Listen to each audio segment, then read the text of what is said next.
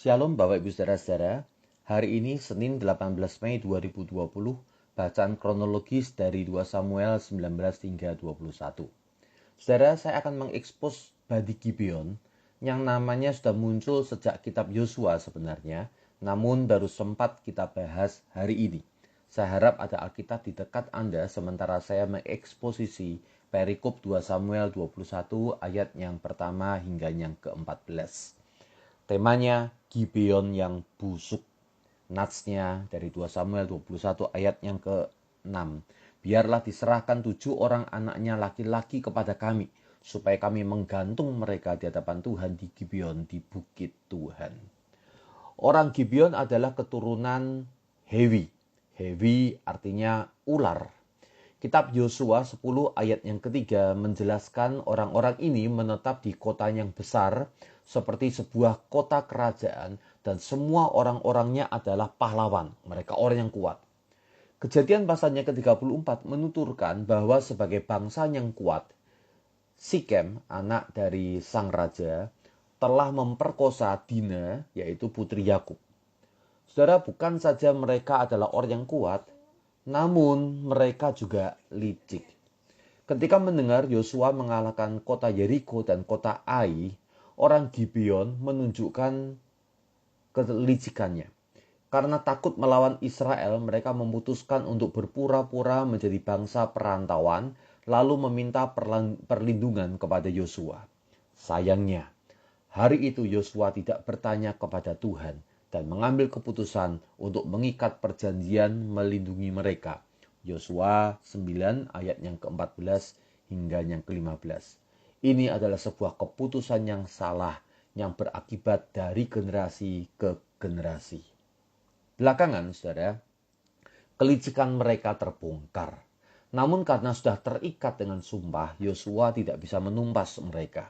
Dan akhirnya bangsa yang perkasa ini rela dijadikan budak pembelah kayu dan penimba air untuk bangsa Israel. Yosua 9 ayat yang ke-21. Dan mereka mau saja menghambakan diri demi tetap dilindungi. Keputusan orang Gibeon ini rupanya tepat.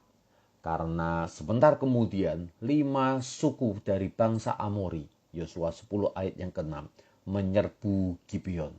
Dan terpaksa karena perjanjian itu pula, Yosua akhirnya melindungi akan si ular Hewi ini. Dalam peperangan ini Anda akan mendapatkan kisah yang sangat luar biasa di mana Yosua selalu bertanya kepada Tuhan dan kemudian terjadilah mujizat yang besar di mana matahari diberhentikan dari peredarannya sehari penuh. Yosua 10 ayat yang ke-13. Setelah Yosua menduduki akan tanah Kanaan, kemah suci atau kemah pertemuan Musa dibentangkan Israel di daerah orang Gibeon ini. Di sana ada bukit pengorbanan yang besar, dan kesanalah seluruh bangsa Israel datang untuk menyembah Yahweh. Di daerah orang Gibeon ini pula, suku Benyamin mendapatkan tempat warisannya, tanah pusakanya, yang artinya kampung halaman Saul adalah tempat orang Gibeon tinggal. Nah, perikop yang kita baca menjelaskan Raja Saul pernah ingin menumpas orang Gibeon. 2 Samuel pasal 21 ayat yang kedua.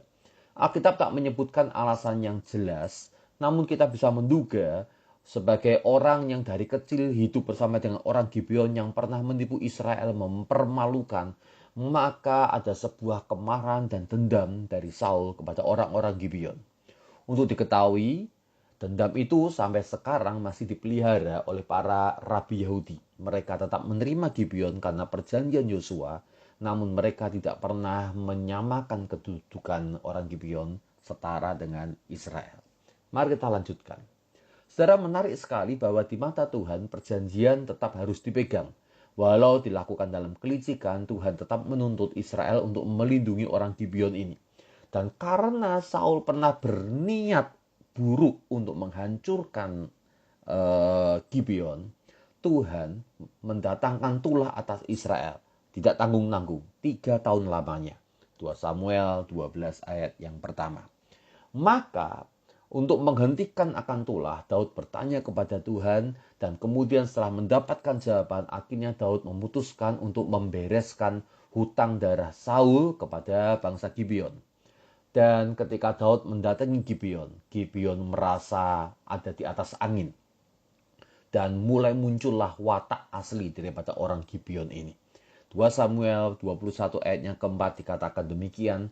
Lalu berkatalah orang-orang Gibeon itu kepadanya, bukan perkara emas dan perak urusan kami dengan Saul serta keluarganya, juga bukanlah urusan kami untuk membunuh seseorang di antara orang Israel. Ayat yang kelima, dari orang yang hendak membinasakan kami dan yang bermaksud memusnahkan kami, sehingga kami tidak mendapatkan tempat dimanapun di daerah Israel. Saya potong di sini dulu. Saudara, ingat, Saul belum melakukan apapun pada orang Gibeon.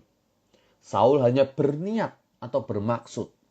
Gibeon tidak dirugikan apapun. Daud memang memberi kesempatan mereka untuk mengajukan sebuah tuntutan. Dan Anda tahu apa yang dituntut oleh Gibeon untuk sebuah perkara yang belum terjadi apa-apa. Saya lanjutkan tuntutan mereka, ayat yang ke-6. Biarlah diserahkan 7 orang anak Saul yang laki-laki kepada kami, supaya kami menggantung mereka di hadapan Tuhan di Gibeon, di bukit Tuhan. Saudara, orang Gibeon meminta 7 anak laki keturunan Saul. Betapa kejamnya. Merasa di atas angin muncul sok jagonya. Bukan itu saja, mereka kemudian menggantung 7 keturunan laki-laki Saul ini tanpa menguburkannya. Keterlaluan, bukan?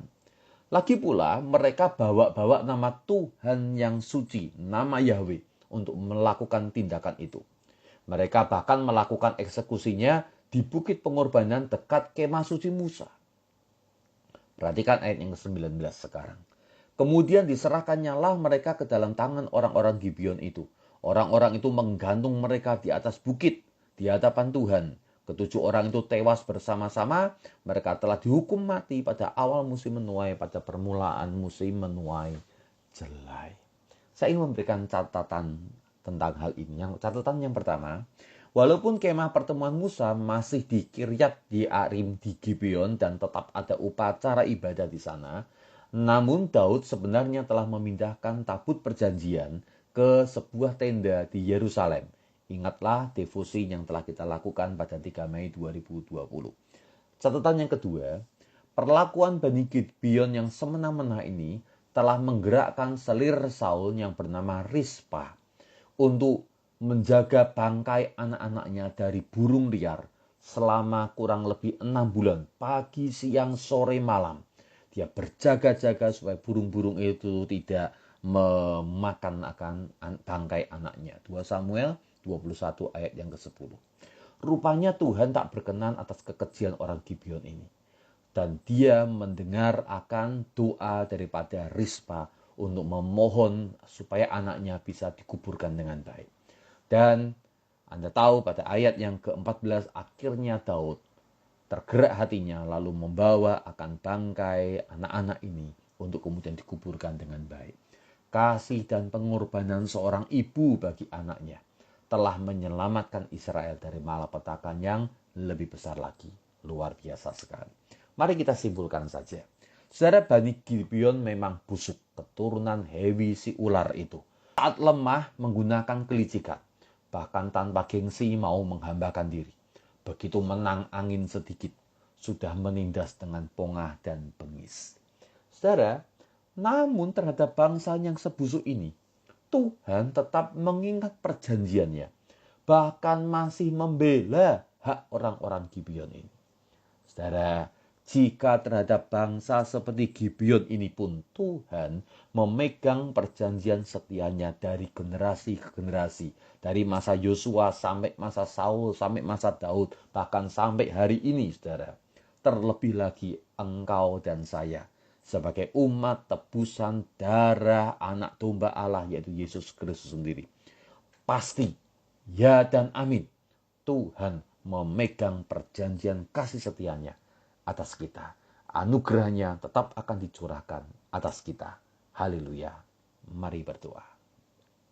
Kami melihat bahwa Engkau adalah Allah perjanjian yang luar biasa ketika kami dan bersepakat dengan Engkau, Engkau membuat perjanjian dengan kami. Maka bukan kami Tuhan yang berupaya untuk menegakkannya. Engkaulah yang menegakkan perjanjian itu. Hari ini kami mensyukuri bahwa kami adalah umat perjanjian-Mu. Engkau telah membawa kami dalam sebuah perjanjian dengan meterai yang mahal, yaitu meterai darah anak domba Allah, putra-Mu sendiri Yesus Kristus. Maka ya Bapa, kami boleh percaya dan merasa aman.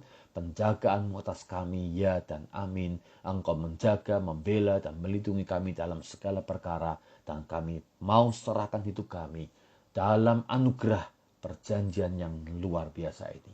Berikan kami hati yang melimpah dengan syukur untuk perjanjian anugerah-Mu. Di dalam Yesus Kristus, amin.